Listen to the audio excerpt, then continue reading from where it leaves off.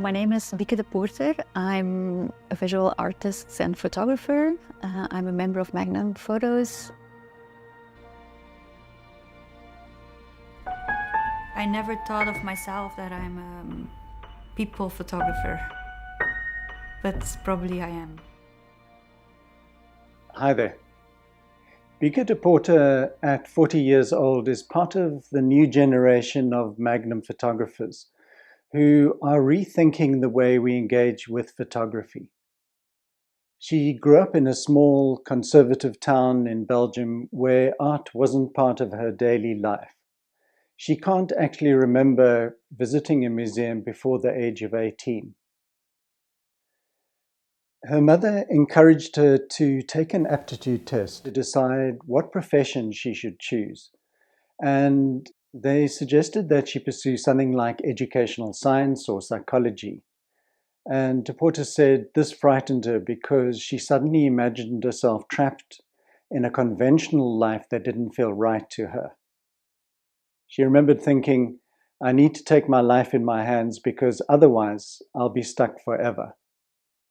So photography initially emerged almost as an escape route, a way to claim another kind of life before it was too late.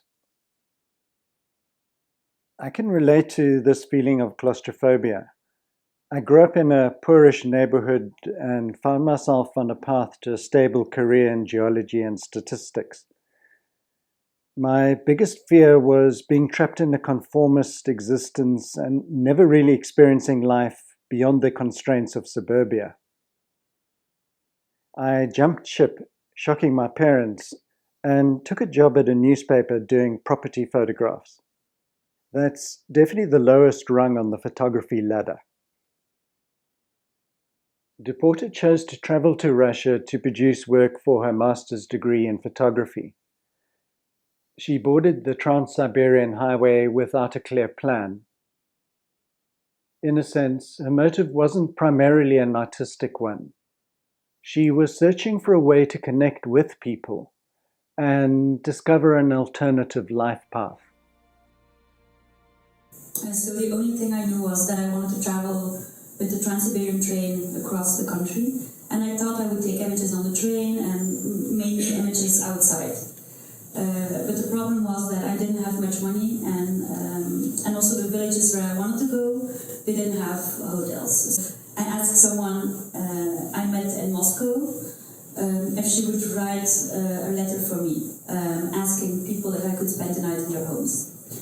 I tried, and suddenly a woman said I could come to her place. And this actually changed everything. Although initially she had considered herself to be a type of street photographer, she'd never really felt comfortable with the power relationship between herself and her subjects. In the previous video clip, when she said her Russian experience changed everything, she meant that she had discovered a way to photograph people that felt comfortable to her. All of the projects come out of like a frustration and like this. I mean, I think many of photographers has this like this hate-love relationship with photography, and then I really think I don't want to do it anymore because I kind of struggle with it, and then suddenly I find an entrance to deal with it in a way, and then I use the medium of photography to deal with it. It was the first time I felt comfortable with photography because people let me into their homes and they trusted me, and there was this relationship. So for me, this was the first time I find kind of a solution for the uncomfortable feeling of taking pictures in the street. This project and book, Omenia, brought Depoorter immediate and significant recognition, especially considering that she was only a student at the time. Most importantly, the project won the inaugural Magnum Expression Award in 2009. The prize was a breakthrough because not only did it provide her with money, but also mentorship from Magnum photographers, exhibitions, and acknowledgement from the photography world at large. Her experiences in Russia and her approach to engaging with the subject set her on a new course. And after this project, I wanted to do the same approach in a place where I spoke English or I spoke the language. And for a long time, I wanted to go to the States. So I continued the project here, and I traveled 8 times, 8 trips through the States. So it's again the same. Like every night, I try to find another place all over the United States, and I only stay for 1 night. This short encounter is quite important because we both know, me and people I photograph, that I'm going away the next day. And for me, it's very special to only have this short period of time. I think you share probably more if you know you will never see each other again anymore. So it was, every night was quite intense and very intimate.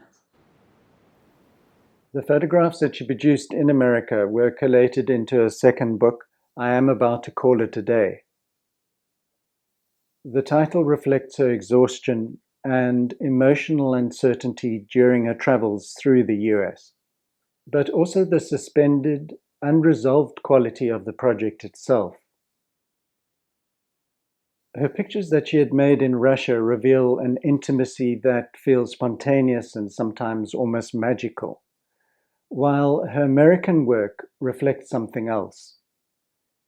The images are more fragmented and uneasy. She photographed empty spaces, motel interiors, television light, and disconnected gestures. And these images mirror what she experienced.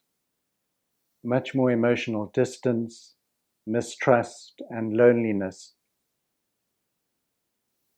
During this period, she became increasingly aware of photography's limitations, that it wasn't possible for an image to truly bridge the gap between people.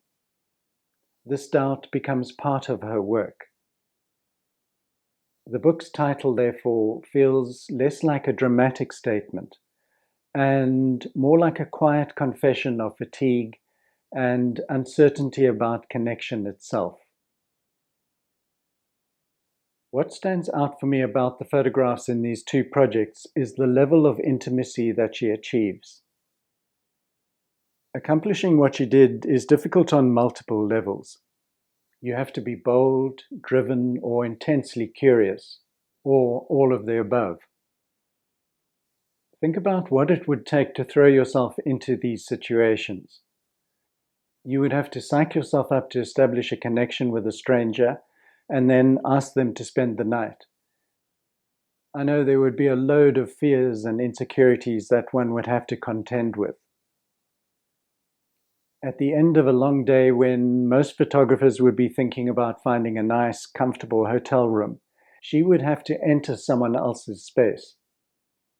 Then she would have to build a rapport with her hosts, while simultaneously having to consider what pictures could emerge. Just managing to do this for an extended period of time makes me feel, well, first exhausted, and also that she's deserving of all the accolades she's received. Depoorter said that she would wait for a kind of social threshold to dissolve. At first, people would often perform hospitality or self-consciousness, but over time, especially as night was approaching, tiredness would set in, and her subjects would stop managing their image so carefully. So looking at her pictures, what we as viewers are seeing isn't the result of an intense period of interaction, but rather the conclusion of a relationship that existed over many hours. Because she's very sensitive to the power dynamic between the photographer and the subject, she's developed this way of working as a deliberate attempt to balance the scales.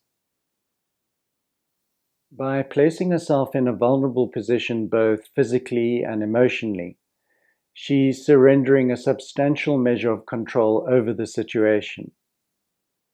This sets up a reciprocal vulnerability, which alters the dynamic from observer-subject into something more ambiguous and interpersonal. Her photographs, therefore, often feel intensely intimate because both parties are exposed in different ways. And at first, I think I'm making a story about someone, but actually in the end or during the project, it's obvious that it's also talking about myself. Actually, most of the time, the people I work with look very different. But then in the end, I realize, oh no, that's really, actually, she or him is pretty close to me, even if we look very different. So I think that's interesting, actually. To find out things about yourself through your work. I think I use the camera to understand myself and maybe things around me that are difficult to understand, and also other people that I want to understand. So I try not to judge. Instead of even things I don't agree with, I kind of want to explore because I want to understand how it works, and often photography is part of that. More recently, she's modified her approach. In the projects Agatha and Michael, Depoorter left behind the intense one-night episodes and began developing long engagements with her subjects. The projects became more collaborative as well as vehicles for self-exploration. I really try not to search for projects anymore and try to they come in my life and they become my life in a way. And for Agatha, I met her in Paris, and then I ended up in the street bar because I was sitting there and then there was Agatha dancing there, and then I felt super connected to her. And I felt like maybe I needed her and maybe she needed me. And this is also the project that came out of it. Like we kind of used each other to explore ourselves. And I feel like more and more the people I photograph, it's more trying to look at myself in a way by using the other, or by looking at someone else to take a look closer to yourself. In these projects, Depoorter has further questioned the idea of being a detached observer. She wanted to create a space in which trust, vulnerability, and shared experience can exist. So she's creating an interaction that is closer to an ongoing conversation. She turned over parts of the project to Agatha, allowing her to write footnotes that are displayed alongside the images. Through these notes, Agatha expressed her doubts, questions, and sometimes even anger. So the back and forth between the two erodes the traditional idea of photographer and subject and blurs the authorship. When I photographed Agatha, for example, I never thought that this would be like a 2-3 year long-term project. I thought I would photograph her once, and I also never thought that writing would become so important in the work. Both me and Agatha are writing alongside the images. What strikes me as extraordinary about the way she works is her willingness to place herself in a position of uncertainty. By surrendering control and the need to impose meaning, she's placing more emphasis on the relationship itself. She said, "You try to hear what the story wants to be, rather than impose what you want it to be." Because Depoorter isn't looking for a resolution to her questions, we are left with ambiguity and maybe something that more resembles reality. I hope you enjoyed her work. Thanks for staying with me, and I'll see you next time. My work is really part of my life, and my projects are telling about my life, about others as well. I always see photography as a collaboration. Those relationships are really defining my projects, and if those relationships are changing, I think my projects are changing as well. So for me, let's say a book is not the end, an exhibition is not the end. like you have the subject and the photographer, and this is a relationship, but for me the audience is part of it. So it's like a triangle of relationships, really.